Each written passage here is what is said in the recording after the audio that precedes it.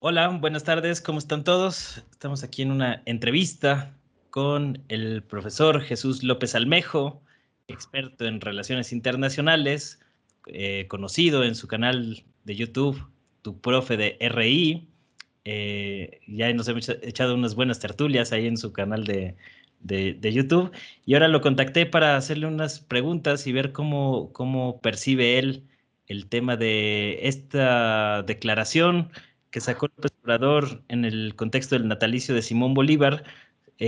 haciendo un llamado pues prácticamente a refundar las relaciones multilaterales entre América Latina y Estados Unidos con un organismo que sustituya a la OEA, a la Organización de Estados Americanos, con todos estos problemas que ha tenido Luis Almagro, el secretario general, y la confrontación política con el gobierno mexicano, el gobierno de Bolivia tras el golpe a Evo Morales en 2019 y demás. Y que de alguna manera pues es una coyuntura un poco particular e histórica y que va más allá de la situación actual. Profe, ¿cómo está? No sé si pudiera levantar un poquito la cámara. Ándele, ahí está. Perfectísimo, ahí estamos. Ahora sí, platícanos cómo ve este asunto y este llamado que hizo López Obrador el sábado pasado desde el castillo de Chapultepec.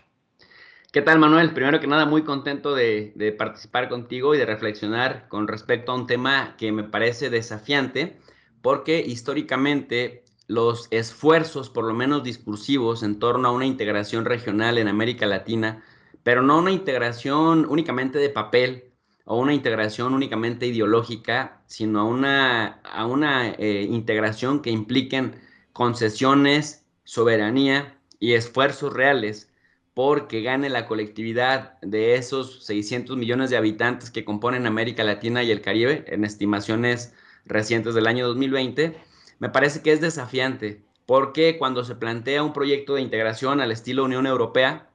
lo primero salta a la palestra es que no se puede, que estamos a años luz de la Unión Europea, porque los europeos son muy avanzados, son muy civilizados y tienen instituciones más fuertes que las latinoamericanas. Y cuando uno observa el estado de cosas en Europa, cuando empezaron los primeros esfuerzos reales de llegar a una Unión Europea, mi querido Manuel, se da uno cuenta que no eran fuertes, no estaban civilizados como lo plantean hoy en día, sobre todo los medios de comunicación tradicionales y algunos académicos de las universidades dominantes en este país, que te das cuenta que también fue un proceso gradual cuando había instituciones bastante débiles y cuando dependían totalmente del exterior en materia de reconstrucción de la época de la posguerra. Entonces ahí lo dejo. ¿Cómo me lo preguntas? ¿Qué pienso al respecto? Que para empezar es un discurso desafiante del statu quo reformista en caso de que no solamente quede en el discurso y que si empezáramos primero a ir viendo los nos de por qué no se puede, de por qué no ha habido una Unión Europea en América Latina, podríamos encontrar paralelismos muy interesantes, Manuel. ¿Cómo qué tipo de paralelismos cree que son como emblemáticos en esta analogía entre la Unión Europea y el caso de Latinoamérica? Mira, primero cuando se piensa en la Unión Europea, en América Latina, o una América Latina, o una organización de integración regional al estilo Unión Europea, se piensa que tiene que empezar de arranque con más de 20 miembros, se piensa que tenemos que tener ya un banco central, tenemos que tener ya un consejo de la América Latina en equivalente al Consejo de la Unión, se piense que tenemos que tener ya mismo una asamblea. Y si hacemos el paralelismo con el estado de cosas en Europa, cuando empezaron allá por los años 50, con la Económica Europea, e incluso antes en los 50, con el Tratado de Roma y con lo que era entonces conocido como la CECA, te das cuenta que empezaron en realidad seis países únicamente y que esos 6 países empezaron a hacer acuerdos comerciales, económicos y aduanales. No se habló nada del tema migratorio hasta que esos 6 países hicieron sentir al resto que estar fuera de esa unión era peor que estar dentro. Entonces, progresivamente, en el contexto también de la Guerra Fría, Europa fue quedando por fuera de esta carrera por liderar el mundo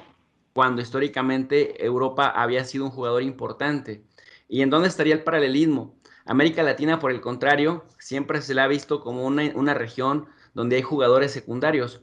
¿Cuál es la intención? En Europa la intención era en los años de la Guerra Fría no dejar ese liderazgo que se tenía frente al mundo y empezó a ser rebasada por la Unión Soviética y empezó a ser rebasada por Estados Unidos. Y en Asia, pues Japón también hacía lo propio, aunque Japón había sido los perdedores de la guerra por el hecho de que Estados Unidos se encargara de la cuestión militar, pues deja que Japón se centre en las cuestiones de crecimiento económico y bueno, pues la disciplina japonesa y otros factores culturales en los que no pienso abonar en esta charla, hicieron de Japón otro polo de atracción. Todavía faltaba China, la emergencia china a partir de finales de los años 70, pero Europa pensó en la integración para equilibrar esas desventajas estructurales que ya estaban teniendo con respecto a jugadores externos. En el caso de América Latina, la idea es pasar de tener actores secundarios a también competir a nivel global con gigantes como China principalmente y también para tratar de medir el equilibrio con Estados Unidos. Bueno, entonces, cuando pensamos en por qué América Latina no ha podido ser esa Unión Europea, decimos es que hay muchas divisiones ideológicas sobre todo. Es impensable que los gobiernos de derecha y los gobiernos de izquierda en América Latina quieran colaborar. No se ve por dónde Venezuela, cargada al madurismo, o Colombia, cargada al uribismo. No puedo decir duquismo porque sabemos que Iván Duque es una marioneta de Álvaro Uribe y que realmente el Partido Centro Democrático pues, es una creación ideológica de la élite de la derecha colombiana que gobernó con Álvaro Uribe. Bueno, sin embargo, cuando observamos esto mismo en Europa, mi querido Manuel, nos damos cuenta que ha habido de todo, desde gobiernos súper extremos, cargados a la derecha, cargados a la izquierda. Ahora mismo, en pleno 2021, vemos a la derecha en Eslovenia, la derecha más recalcitrante de Europa, la derecha racista en Checoslovaquia, bueno, en la República Checa, que antes fue Checoslovaquia junto con la República de Eslovaquia. Vemos a Hungría con gobiernos ultraderecha y con sus asegúnes, Macron y su manera de reprimir las protestas, tampoco es que veamos a un presidente muy progresista con un gobierno muy progresista. Y así vamos viendo cómo van y vienen de un y del otro lado del espectro ideológico. Sin embargo, han mantenido, a pesar de los movimientos antiunionistas en Holanda y en Francia, han mantenido, digamos, la estructura a la que han ido alimentando de manera progresiva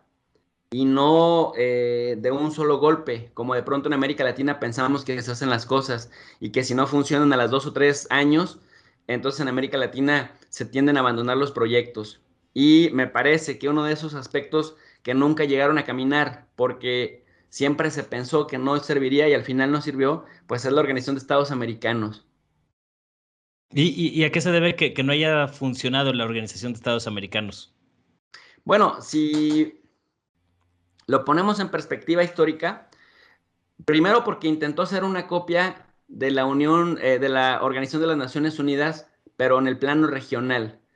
Realmente nunca tuvo el objetivo de ser una organización de integración regional, sino más bien una organización que se enfocaba en la lucha por la paz y seguridad internacionales, es decir, que por lo menos en América no hubiera una guerra entre países del mismo continente o de la misma región. Segundo, porque en su origen, Manuel, está subordinada a Estados Unidos y es una estructura que se crea para responder a intereses regionales de Estados Unidos para combatir las amenazas extracontinentales. Y en tercer lugar, porque ha servido como el bastión en América que legitima la injerencia estadounidense en República Dominicana, en Guatemala, en Panamá, en diferentes países de América Latina y en diferentes momentos. Entonces, si lo pensamos, Manuel, el para qué fue fundada y luego lo contrastamos con los resultados que adquirió, nos daremos cuenta que en realidad para la época en la que fue fundada, para los objetivos de la época, sí funcionó. Ahora, si nosotros pensamos, es que nunca llegamos a convertirnos en una Unión Europea porque la OEA no funcionó para esos fines, Pues que la realidad es que no fue fundada para esos fines. Mira, de hecho, hasta teníamos también dentro del sistema interamericano que lideraba la OEA, una cosa que se llamaba el TIAR. El TIAR era un tratado internacional que se llamaba Tratado Interamericano de Asistencia Recíproca, que haría las funciones de la OTAN, la Organización del Tratado del Atlántico Norte, que es Europa más Canadá y Estados Unidos, y ahora más Colombia. Pero en aquella época era solamente Canadá y Estados Unidos. Y bueno, hemos visto lo que hace la OTAN. La OTAN es el brazo militar de la Alianza del Norte para contrarrestar también las amenazas supuestamente extracontinentales, aunque en realidad era antisoviética, anticomunista y anti-Moscú, por ponerlo en esos términos. Se acabó la Unión Soviética, pero sigue la OTAN. En cambio, en América, y ahora la OTAN combate los ismos, ¿no? El terrorismo, el fundamentalismo, etcétera, etcétera. En América Latina, el TIAR nunca funcionó y México lo denunció, de hecho, en el año 2003, cuando Fox era presidente, justamente porque nunca había encontrado materialización. Y no había encontrado materialización porque el sistema interamericano estaba completamente subordinado a Estados Unidos y en las pocas veces, en las pocas oportunidades que hubo para que el Tratado Interamericano de Asistencia Recíproca hiciera caminar a todos sus miembros, los países que conformaban la OEA, hacia la defensa de uno de los países latinoamericanos, fue en la intervención británica o en la guerra entre Argentina y la Gran Bretaña por las Malvinas. Pero como gobernaba una dictadura en Argentina, entonces se sacó la otra variante para lo que fue construida la OEA. Se supone la defensa, y digo se supone porque vamos a ver que no es cierto que defiende la democracia, pero la defensa de la democracia. Y entonces buena parte de los países no pasaron más allá de discursos y de narrativas de solidaridad con Argentina, que era gobernada por una dictadura, y prácticamente la Gran Bretaña hizo lo que quiso con Argentina, se quedó con las Malvinas, y Estados Unidos, el líder de la región, incluso se le acusó de haber traicionado a la doctrina Monroe porque dejó que una potencia extracontinental hiciera de las suyas en el patio trasero, ¿no? En el hemisferio occidental, como lo llaman los estadounidenses. Y entonces dijeron, pues, y entonces la OTAN latinoamericana o la OTAN americana, que es el TIAR, el Tratado Interamericano de Asistencia Recíproca, ¿qué pasó? ¿Qué función tiene? ¿Para qué sirve? La otra fue la suspensión de Cuba de la OEA. Es decir, ¿con qué criterios dejas fuera a Cuba? No, pues que es comunista, no, pues que es socialista. Eso amenaza también los intereses democráticos en la región. Pero tenías, por ejemplo, a México con el PRI que nunca perdía elecciones y que era sobradamente conocido los fraudes que hacían, pero como era un vecino que a Estados Unidos le traía calma, estabilidad en la región, pues no importa que fuera antidemocrático el sistema mexicano, pero era estable, O daba la dictadura en certeza. Chile. La dictadura en Chile, que de hecho fue impulsada por el mismo Estados Unidos. Y bueno, pues ya hemos visto también las guerras de desgaste que hubo en Centroamérica, en Guatemala, en Honduras, en el mismo El Salvador, en Nicaragua. Sí, Estados Unidos siempre del lado pues, de los países de la derecha que, aunque no fueran democráticos, le garantizaban gobiernos anticomunistas. Entonces pesaba más el anticomunismo que el pro democracia. Bueno, entonces esto fueron unos ejemplos para responder o para alimentar, darle contenido a la respuesta de la pregunta que hiciste, que era, pues, ¿qué pasó con la OEA? Pues es que la OEA fue creada en otra época, en un contexto muy particular de la posguerra, de la Segunda Guerra Mundial, en el contexto del nacimiento de otra guerra que no solamente fue militar, sino fue ideológica, fue económica, que era la Guerra Fría, y funcionó, digamos, para amortizar y amortiguar lo que pasaba en el continente en términos de no permitir que avanzara el comunismo, en términos también de mantener a la región subyugada a Estados Unidos. Y otra cosa bien importante, querido Manuel, incluso en eso también podríamos hablar que tuvo victorias magras, pero la razón es que tampoco fue un instrumento de integración regional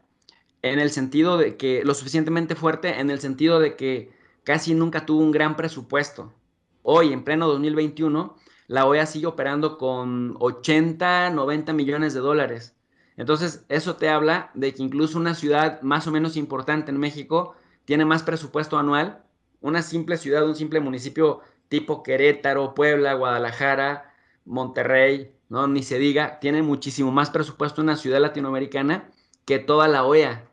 lo que te dice que, pues, finalmente también tienes un margen de operación en la medida que el dinero te lo permita. Y que casi todo ese dinero viene de Estados Unidos. Pero, profe, López Obrador había mencionado que había condiciones idóneas para crear un organismo que sustituyera a la OEA. Algunos analistas y mandatarios, como el mismo Nicolás Maduro, consideraron que pues era como un intento de López Obrador por fortalecer a la CELAC. ¿Usted ve condiciones para que la CELAC de alguna manera pueda sustituir gradualmente a la OEA, dado la actual coyuntura política internacional?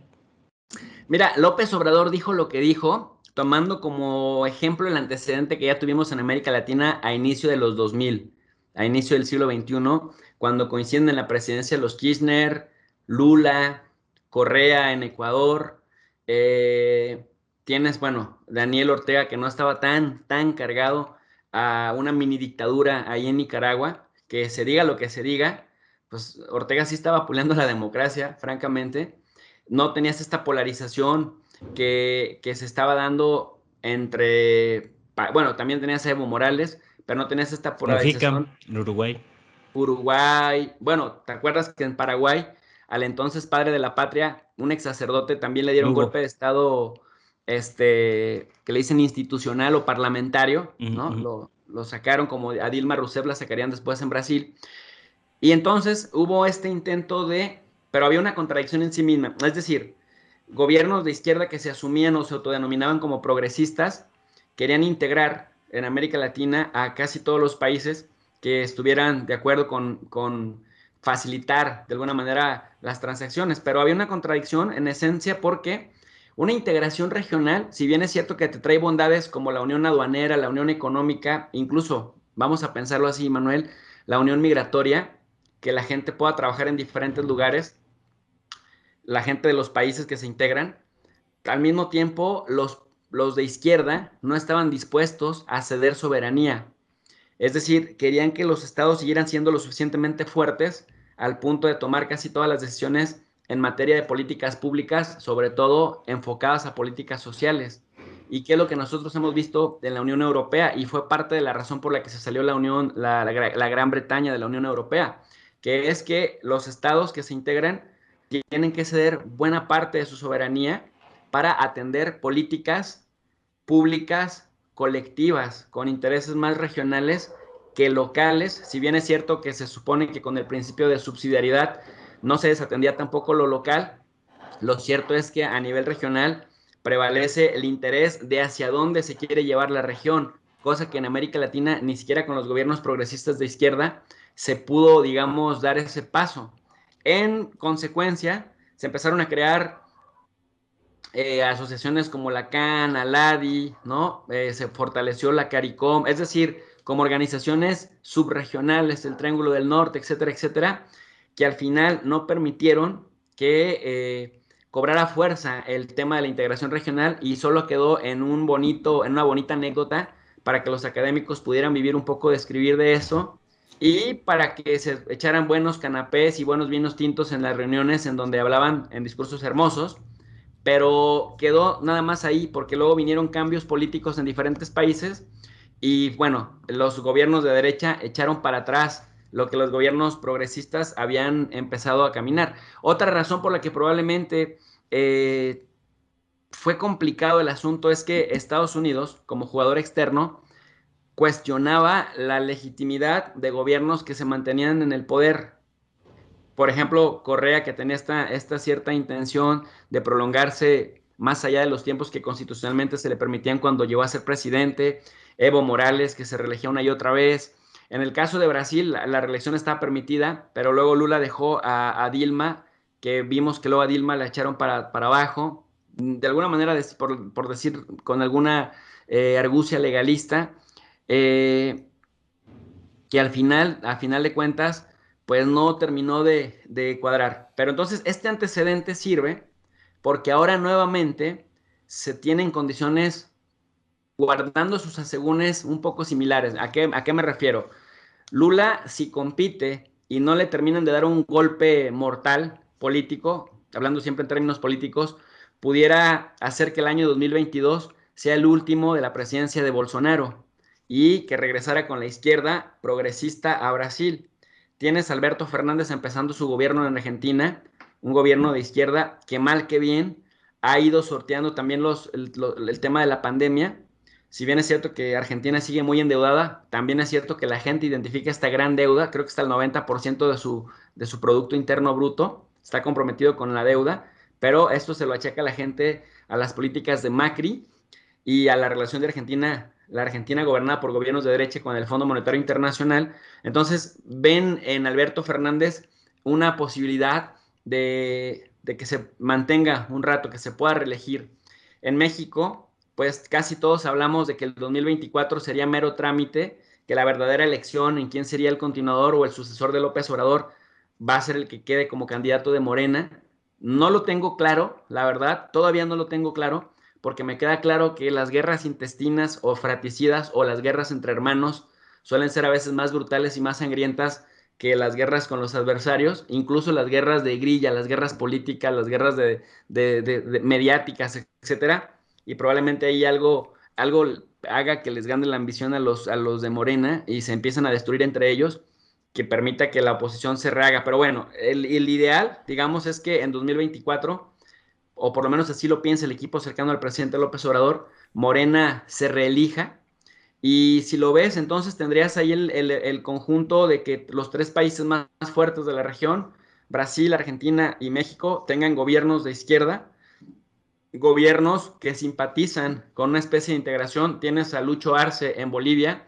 que por la cantidad de apoyo que recibe una vez que Bolivia se salva del golpe de Estado con ayuda de México, ayuda directa completamente de México, tiene la posibilidad también de volverse a reelegir.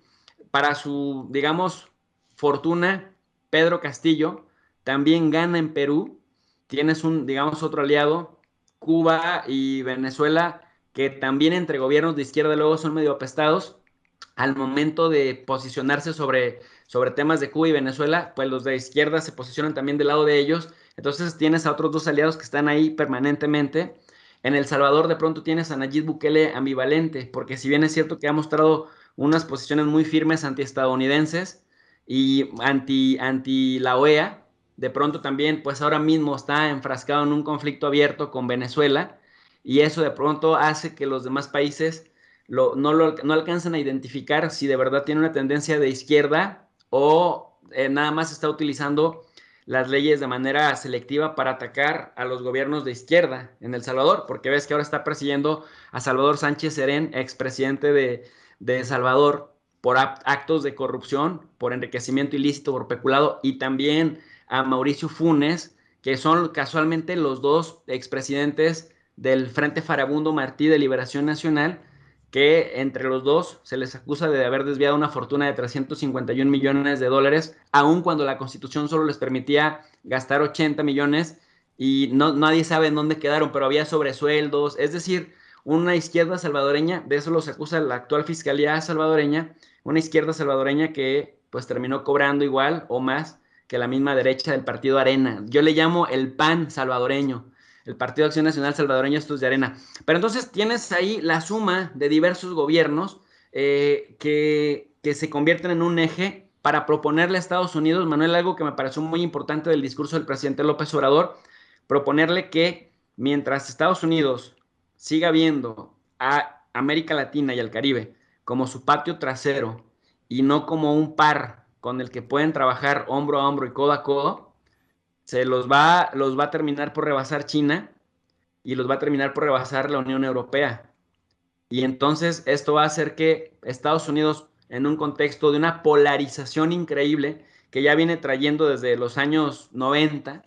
entre los republicanos y demócratas, que cada vez se pueden poner de acuerdo para menos cosas y que cada vez, por ejemplo, viste, el Partido Republicano está sacando a políticos cada vez más cargados a la ultraderecha y bueno, los demócratas parece que no reaccionan porque de pronto los cuadros de las nuevas generaciones como Alexandria Ocasio-Cortez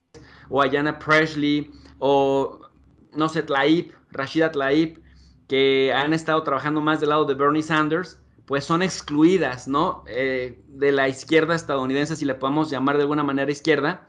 Y vemos que también dentro del Partido Demócrata, la planadora conservadora,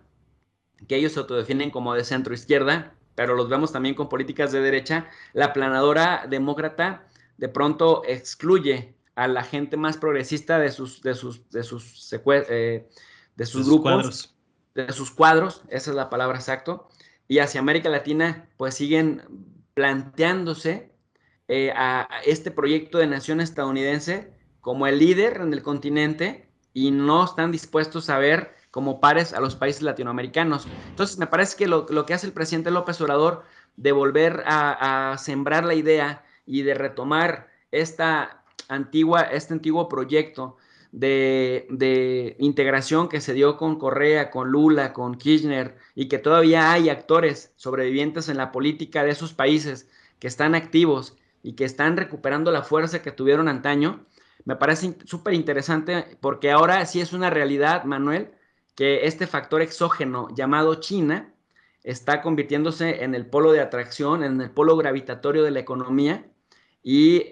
pues ahora ya rebasó a Estados Unidos en cuanto a lo que representa su comercio mundial en el mundo, ¿no? Entre el 12 y el 14%, comparado con el 9 y 10% que representa Estados Unidos, cuando históricamente, todavía hasta el año 2015, era al revés. Entonces, si siguen manteniendo aranceles altos, si siguen manteniendo barreras económicas y comerciales, y si sigues viendo a los posibles aliados como de segunda, a los que puedes imponerles además restricciones, cualquier tipo de sanciones administrativas o económicas, lejos de quererse asociar contigo en la región, van a preferir a un país como China, como lo hizo El Salvador. Tú sabes que El Salvador se ríe mucho la oposición salvadoreña de Nayib Bukele, de que en algún momento quiso tener un encuentro con Biden, que Biden no lo recibió, y entonces la reacción de El Salvador ha sido como muy pragmática, de abrirse de capas con China, y China también estuvo dispuesta a invertirle entre 500 y 1,000 millones de dólares para construirse una megabiblioteca, para terminar el tren transpacífico, prácticamente acomodar la infraestructura de San Salvador para convertirlo en un fuerte centro de atracción, incluso turística. Y esto te habla de que si se cierra una puerta en el norte de la región, pues China está muy dispuesta con la diplomacia de la cartera a sustituir esos vacíos que se dejan, mi querido Manuel. Entonces, ¿usted ve que, por ejemplo, este factor de China, más aparte el factor México, que también ha sido como un cohesionador a nivel América Latina, sean dos factores que podrían llevar a cabo este proyecto de integración latinoamericana? Y dentro de este proyecto de integración americana como tal, ¿qué tan viable ve usted que entre Estados Unidos y Canadá o que queden fuera y que sean realmente los países latinoamericanos los que puedan ir construyendo este proyecto de integración? Porque de La alguna respuesta, manera, a sí. diferencia de lo que pasaba en Europa, pues aquí históricamente tenemos este factor del Estados Unidos como el poder hegemónico y el intervencionismo estadounidense que ha precisamente dificultado este proceso de integración. Sí, no, definitivamente. A la primera pregunta, la respuesta es sí. Sí son China, por un lado, el factor exógeno y la amenaza de apabullar el comercio mundial,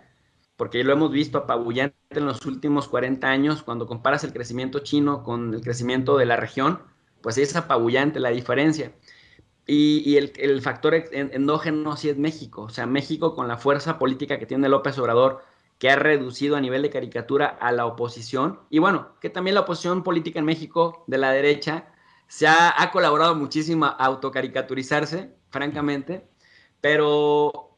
en América Latina, cuando tú revisas la prensa, sobre todo de la prensa no tan cargada a la ultra, porque también hemos visto este factor muy interesante, ¿no? En Perú, en Colombia, en Ecuador, en el mismo Argentina, todos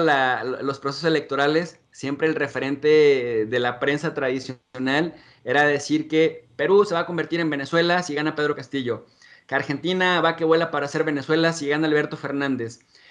Si gana en Colombia, ¿no? Estaba la lucha de Duque contra Gustavo Petro, si gana Petro, el exalcalde de Bogotá, nos vamos a hacer como Venezuela. En México, pues tú recordarás mejor que yo, cubriste muchos eventos de este tipo, la prensa tradicional, con López nos vamos a convertir en Venezuela. Y no sale de ahí esta prensa. Bueno, pero cuando ves prensa más centrada, más no tan abrazada o no tan arrojada a los brazos de la ultraderecha y de los intereses hegemónicos estadounidenses, te das cuenta que se ve en México o se pinta México como un liderazgo bastante fuerte, cuyos tentáculos llegan al Caribe y a América Latina. Y hay tres momentos, mi querido Manuel. El primer momento es el toque decidido que da México en evitar el golpe de Estado en Bolivia y una vez que se da, en combatirlo de manera feroz, primero salvando la vida de Evo Morales, segundo, en este conflicto diplomático abierto que se da cuando expulsan a nuestra embajadora y que México pues lo empieza a demandar y a denunciar en los foros regionales como la CELAC y después en la OEA, en donde quedó exhibido Luis Almagro por su intervencionismo a favor de la derecha y a favor del golpe de Estado. El segundo momento incluso es antes del golpe de Estado, cuando Juan Guaidó se declara presidente interino en la calle de Venezuela, que lo empieza a reconocer Trump, que lo reconoce algunos países de la Unión Europea, y México abiertamente apela a los principios de no intervención, de autodeterminación de los pueblos, bueno, los 7 principios de política exterior que tenemos en la fracción 10 del artículo 89, y que decían, es que México se queda solo con su apoyo a la dictadura venezolana, y al final, pues quienes terminaron haciendo el ridículo, pues fueron los que apoyaron y reconocieron a Juan Guaidó. Y el tercer momento, la presidencia pretempore de México, protempore, perdóname, en la CELAC. Si entendemos, Manuel, a la CELAC como un mecanismo intergubernamental de diálogo y concertación política que se aventó allí en el año 2011, pero que estuvo media guardada, media congelada, media utilizada únicamente para echarse unos buenos vinos y unos canapés en reuniones en distintos países de América Latina y el Caribe, pero que realmente cuando ya uno lee la estructura de lo que es, oye, es un mecanismo de diálogo y concertación política, que esa es como su bandera de lucha. Pero nada más tiene como base nada más y nada menos que el autodefinirse como la única organización de integración regional que tiene permitido hablar por toda la región, menos por Brasil, que Brasil decidió salirse de la CELAC. Es el único foro que plantea los intereses colectivos como una sola unidad, que no lo hacía, por ejemplo, la OEA, y que por lo tanto, para hablar con la Unión Europea, para hablar con Rusia, para hablar con China, para hablar con los países árabes del Golfo, la CELAC habla a nombre pues, de países latinoamericanos y caribeños. Entonces, ha pasado algo bien interesante ahora que México es el presidente de la CELAC, que a través de la CELAC se ha recuperado, digamos, el diálogo entre países en la región que incluso tenían diferencias estructurales, por lo menos han retomado el diálogo. Segundo, México ha utilizado el mecanismo como una plataforma para magnificar la cooperación en el tema de las vacunas, por lo menos con 16 países, entre ellos Jamaica, Bolivia, Paraguay, El Salvador, Honduras, Guatemala, Trinidad y Tobago, etcétera, que ha sido visto, bueno, a Cuba la han estado también apoyando, y ha sido visto como un líder que hace lo que Estados Unidos dejó de hacer como líder natural de la región. Mientras Estados Unidos se convierte en un acaparador de vacunas en un contexto crítico de la pandemia, al punto en el que todos entendemos que es primero tu gente, pero el punto en el que incluso Pfizer, Johnson Johnson y otras, teniendo ya, mi querido Manuel, contratos específicos pagados con gobiernos como México, Argentina y otros, decidieron decirles, pues primero surtes al mercado interno estadounidense y después cumples con los contratos que tengas. En ese contexto, cuando México tiene problemas también con el COVID, una tasa de mortalidad alta y también una tasa de contagios no necesariamente poca cosa con respecto a otros, México de todas formas empezó a mandar, si tú quieres de manera simbólica, 150,000 vacunas aquí, 150,000 vacunas allá,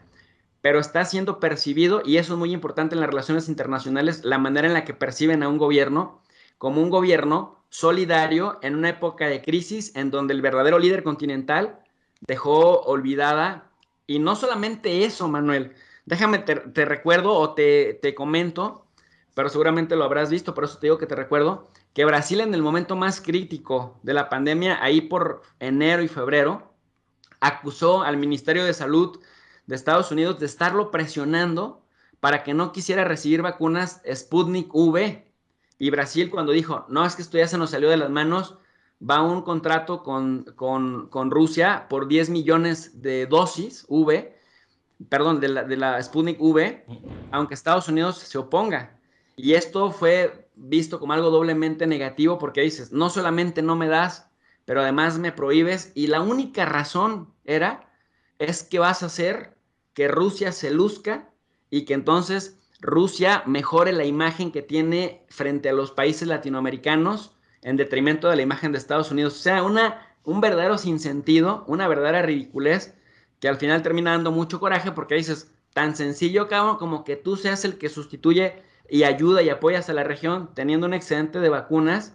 sin que eso dañe tu calendario de vacunación, pero dando gestos para que los países latinoamericanos te sigan percibiendo como el líder natural de la región, porque obviamente todo vacío se llena. Y en ese sentido, China y Rusia también estuvieron atentos a que a pesar de que llevaban a cabo sus procesos de vacunación a una velocidad que ellos mismos se habían planteado, no dejaron de surtir vacunas al mercado latinoamericano, por ponerle un nombre. Entonces, México ha hecho que nuevamente la CELAC cobre vida, que la CELAC se luzca y que de alguna manera facilite también, que es otra de los objetivos de la CELAC, que facilite la presencia de la región en el mundo, pero viendo a México como el líder de esa región, mi querido Manuel. Por lo tanto, la segunda respuesta sería también que probablemente al revivir a la CELAC sea el camino, sea la ruta, por lo menos la plataforma de inicio, y digo de inicio porque apenas tiene 10 años, apenas empezó en marzo del 2011, sea el camino, la ruta que los lleve por un camino en un contexto completamente diferente a la OEA, en el cual sí se materialice el hecho de que si no va a estar Estados Unidos y no va a estar Canadá, pues ya la CELAC de origen dice como, comunidad de estados latinoamericanos y caribeños, en donde pues lo latinoamericano ya excluye entrada a Estados Unidos y a Canadá, ¿no? Y lo caribeño incluye todo lo que no sea latinoamericano. Así que probablemente si Estados Unidos, porque fíjate, López Obrador fue lo suficientemente inteligente para plantear una Unión Europea en las Américas, pero no excluye de entrada a Estados Unidos, a pesar de que le hizo bastantes críticas como injerencista, como una superpotencia bélica y como una superpotencia que ha tenido adormecida a la OEA, a la que le llamó la calla, no lo excluye, dice, es hora de que Estados Unidos nos vea como aliados y aliados significa que también nos está incluyendo, Manuel. Sí, porque de hecho López Obrador pone el término de la soberanía como el punto de partida o el punto de principio para construir este nuevo proyecto de integración, y habla pues de la necesidad que se tiene uno de no ponerse con Sansón a las patadas, como dijo, y también de cooperar en el término del comercio y del intercambio económico dentro de este proyecto de integración, pero de alguna manera sí, al mismo tiempo marca distancia con Estados Unidos y dice, bueno, lo que queremos es un proyecto de integración en el que no seamos eh, siervos o los países latinoamericanos no estén sometidos al poder hegemónico, sino que seamos vistos de una manera más equitativa, como si fuéramos aliados estratégicos para contener el crecimiento de China, que es una amenaza para Estados Unidos. Entonces, de alguna manera le suelta por ahí un dardo a Estados Unidos y le dice, te convenimos más como aliados que como súbditos, como nos has querido mantener toda la vida, porque además ya no te está funcionando, porque el derrumbe del proyecto neoliberal en América Latina, pues está haciendo que cada vez sea más difícil para Estados Unidos mantener esa hegemonía a través de los medios eh, de intervencionismo que han sido habituales en las últimas décadas. ¿Usted cómo ve este asunto y si realmente ve que existe oportunidad para construir un bloque 100% latinoamericano? ¿Y cuál prevé que sea la respuesta de Estados Unidos a este mensaje que por un lado es desafiante y por otro lado también conciliador por parte de López Obrador sobre este nuevo proyecto integrador latinoamericano? Mira, lo veo muy complicado, pero no lo veo imposible. Y de hecho guardo cierta esperanza si atendemos algunas cosas. Mira, si nos ponemos en comparación con la Unión Europea, a mí sí me esperanza mucho tomar como referencia de la Unión Europea de hacia dónde quisiéramos llegar, porque la Unión Europea de verdad que salvó muchísimos obstáculos entre los años 60, 70 y 80, en donde se creía que no iba a funcionar nunca, que nunca se iba a llegar al grado de integración que se tuvo. Y que si bien es cierto que mucha gente critica a la Unión Europea de, pues no que muy unidos, y al momento del COVID cada quien cerró fronteras, cada quien gestionó sus propias vacunas, cada quien hizo lo que pudo, pues no, la verdad es que la pandemia fue nueva para todas las personas de este siglo, porque teníamos un siglo sin pandemias,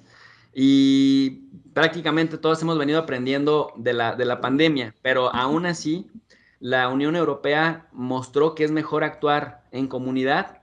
que actuar de manera individual, y creo que le ha ido mejor a la Unión Europea cuando sus países han actuado de manera colaborativa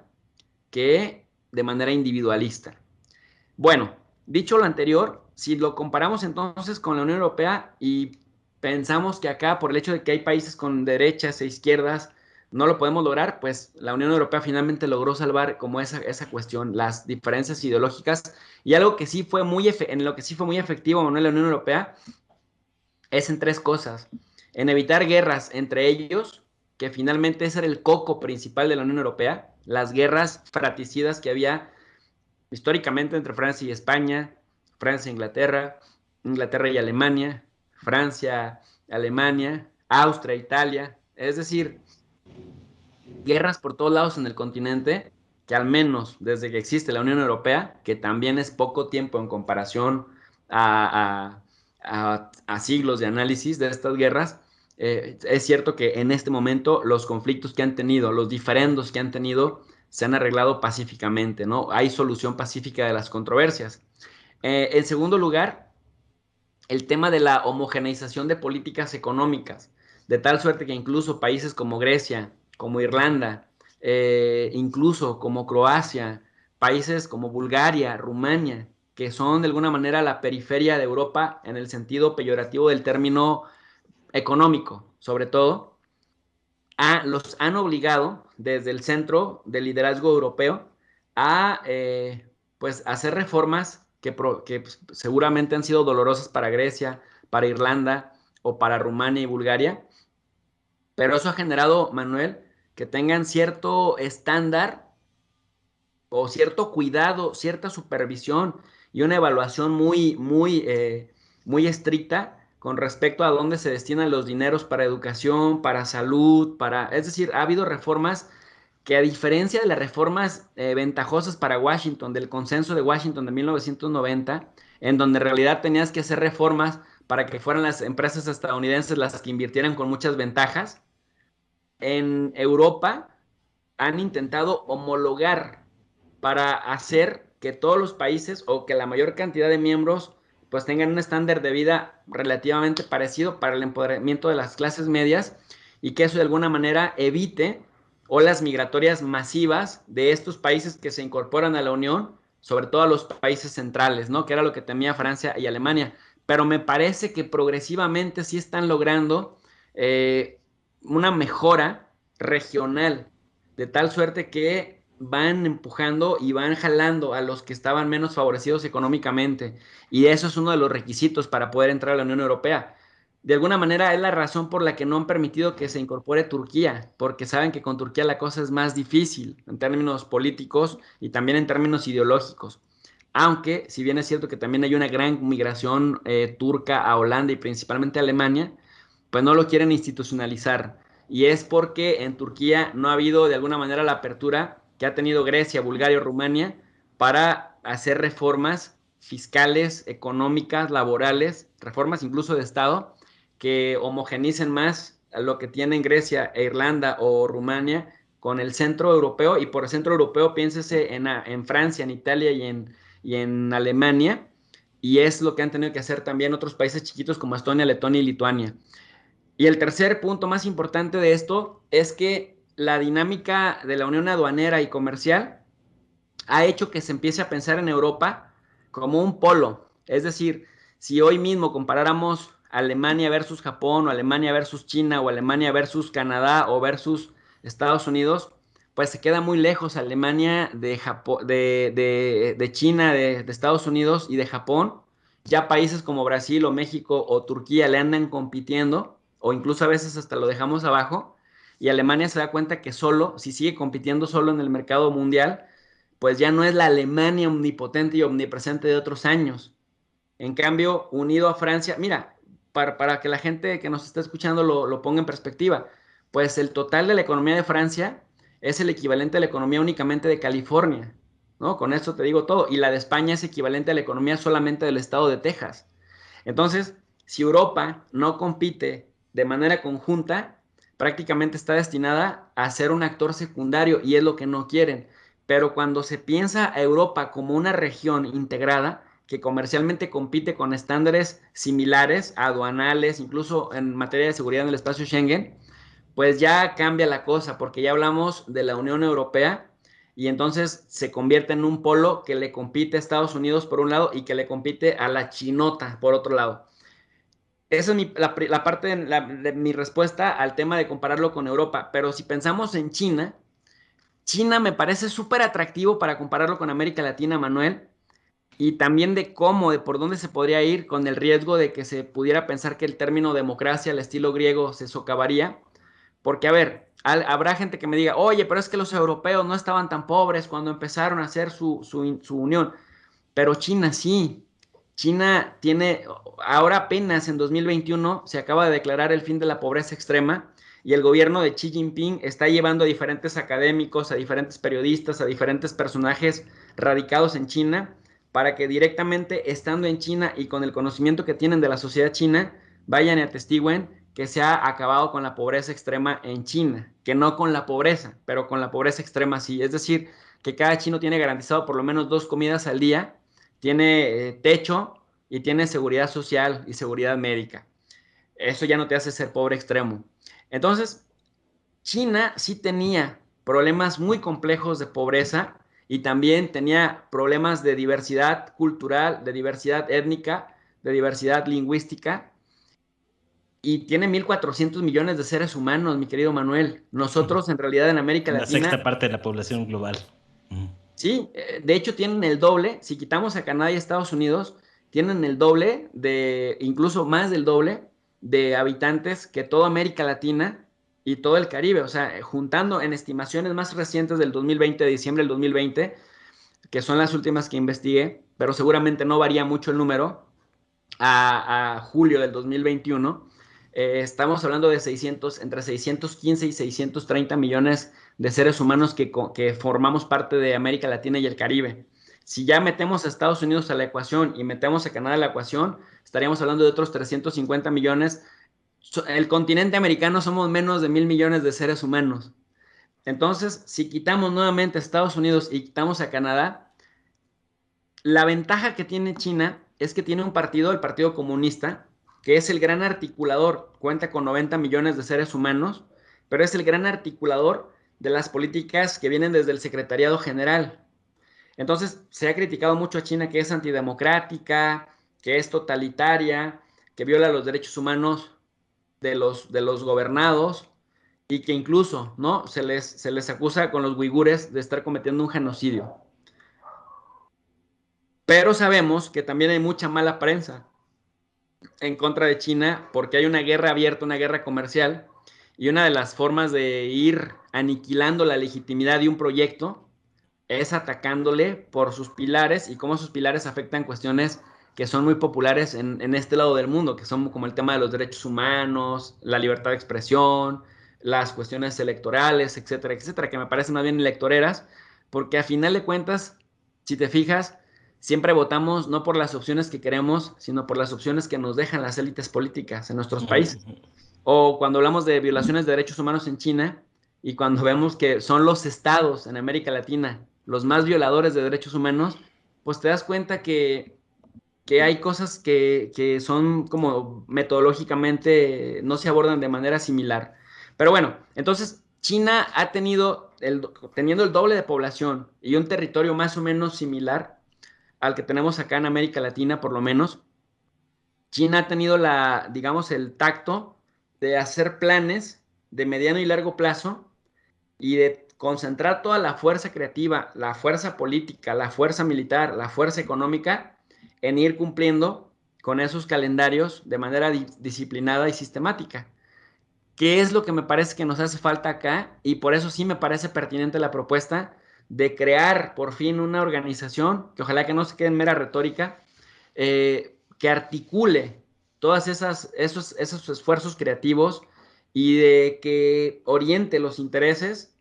de los diferentes participantes hacia una integración verdaderamente regional y que si de inicio no se incorpora a Estados Unidos o Canadá, una vez que vea la fuerza de la integración regional, pues por lo menos colabore, no viéndonos como súbditos, sino viéndonos como un ejemplo de integridad, de integración, a la que tampoco saboté, que lo veo muy difícil porque justamente parte del éxito de Estados Unidos ha consistido y su injerencismo ha consistido en debilitar a los diferentes países para podernos dominar ampliamente, ¿no? Y ponernos a su servicio. Pero eso sería, mi querido Manuel, que si China pudo, con todos los retos, todas las complejidades, teniendo el doble de población